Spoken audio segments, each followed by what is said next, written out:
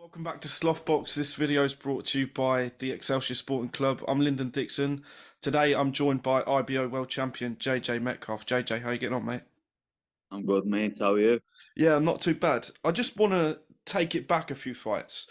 After losing to Cheeseman and Conway, a lot of fans wrote you off, but you went to Lejaraga's backyard and beat him, then Hogan's backyard essentially and beat him. Does it feel good to prove some of those doubters wrong now you're sat with the belt around your waist? Does, yeah, but more than anything, it felt good just to prove myself that I was better than what I've shown in the past. So yeah, I'm made up. Mm. Before we talk about the fight itself, I mean, the card, fighting on a Katie Taylor card in Dublin, surely that's a career highlight already. Yeah, it is. Yeah, it was unbelievable. The atmosphere was brilliant there. I came out after my fight as well and just watched the crowd. It was unbelievable. Mm.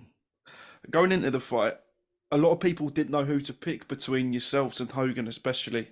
And for the majority of the fight, you outboxed him, and at the end, you took his belt.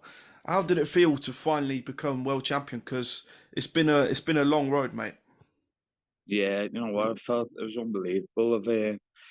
I've said I've had that goal since probably walking in the gym at like 9 or something. So, you know, I had my first fight at 11 and I sort of had that. I walked away from boxing when I was a kid for a few years and then picked it back up about 17, 18. But I still had them goals when I was playing football in between that. I still thought I was going to be a world champion. So to finally do it was, it was a dream come true. Mm. Talk to me a little bit about the fight though, because sat at home, I thought that you outboxed him for the most of it, but essentially, well, technically being the away fighter after the 12th bell, what was the mood like? Did you think that your hand was going to get raised? Yeah, I was confident I was winning the fight.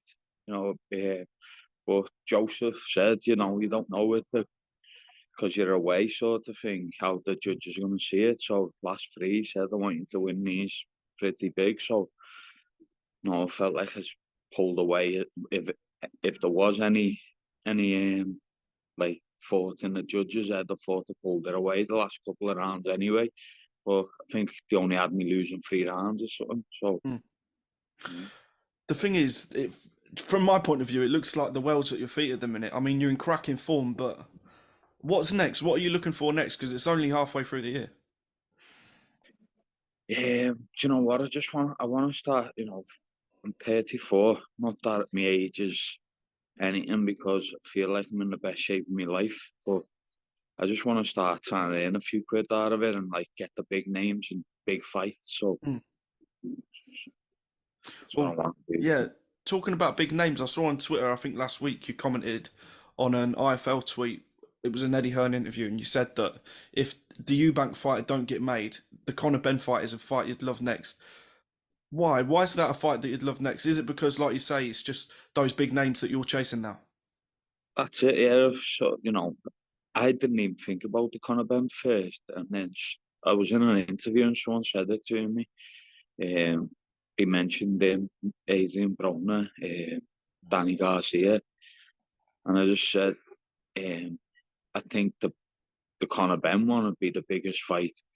I said in Britain, but I didn't mean it'd be the biggest fight Britain's got. I mean, out of them three names, that'd be the biggest fight in Britain. So, it you get paid well off it. It's a Mm. fight I think he can win. He's looking to move up to close to middleweight. So, I'm in between, and if he wants to win a world title, or that fight's there, and stylistically, it's a great fight. Mm. Looking elsewhere domestically, I mean, Josh Kelly's got a fight coming up. Sam Eggington, I think he's got one coming up too. Are those two fights that you'd be interested in, or like you say, do you feel like you're chasing something a little bit bigger now? I would like to chase something bigger, yeah. Mm. Them fights have sort of been round that circle, not in with them two, but at that level, or they're both great fighters, good lads, and but I want to sort of, I don't know, like I want to earn a few quid out of it, and them Mm. fights aren't good money fights, so yeah, I would take the fight, I'd fight anyone, but my age and whatever. I want to just sort of push on, earn a few quid from it before, I've probably got 2 years left in boxing, Mm, top. So I want to start earning a few quid. mm. Well, that's the thing. The last question on you at the minute, it is only June, like I said. So, speaking to the team and the camp, what is next? What is the plan for the rest of the year? I'll definitely get out once before Christmas, hopefully, and, pushing it, trying to get out twice. But I don't know. I haven't sat down with Matchroom and seen what their thoughts are. So I just let my manager sort it, and me trainer and management been talking, and they're looking for big fights. So Danny Garcia, well, the belts are tied up with Tim Tszyu Tim Tszyu's fighting, but Charlo, and I don't know how long they're going to keep hold of them for. So Mm, if any of them come vacant, or they want to like Benn fights as well. So mm. You, there's loads of options. It's just getting them yeah, nailed and down. that's the thing. You mentioned two good points there. The belts are tied up, but people like Danny Garcia and Adrian Broner, like you say, the belts are tied up. You're one of the only men with the belts at the minute. So, do you think that because you've got that, it's sort of dangling a carrot for them? It makes fighting you a lot more appealing. Yeah, definitely. I'm not I'm not a name like they are, so they want to win something. Maybe put something on the line for them.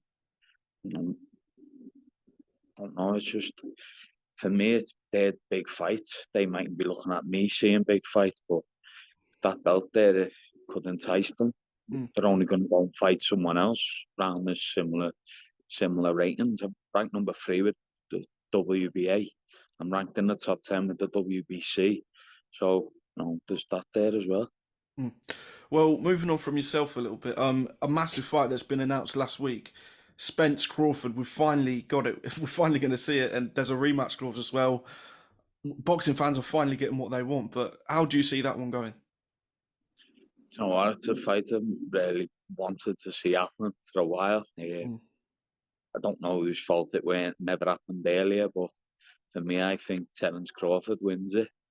I met him a few years back in LA, and he's just one of them fellas who sort of fight anyone and believes he'll beat anyone as well. So I think for me, I just don't see him getting beat. mm. Well, the last question for me, it's been a pleasure speaking to you. Picture this, it's Christmas, you with the kids, maybe, I know you're in Turkey now, maybe you're in Turkey again, who knows?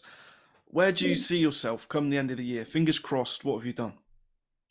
Do you know what? I've stopped planning. I've stopped planning ahead. Every time I have a plan, God changes it. So I'm just rolling with it now. Whatever comes up, I'm taking, and hopefully I'm sitting with an extra world title, or you Mm, don't know. So I'm not gonna think that far ahead, but you know, hopefully get to Christmas and I've got another win under my belt. mate, well, fingers crossed that the next win under your belt is one of them big fights, like you're Yeah. saying. But yeah, it's been a pleasure. I've been Lyndon Dixon, it's been JJ Metcalf, and we will see you on the next one. Thank you very much, mate. Cheers.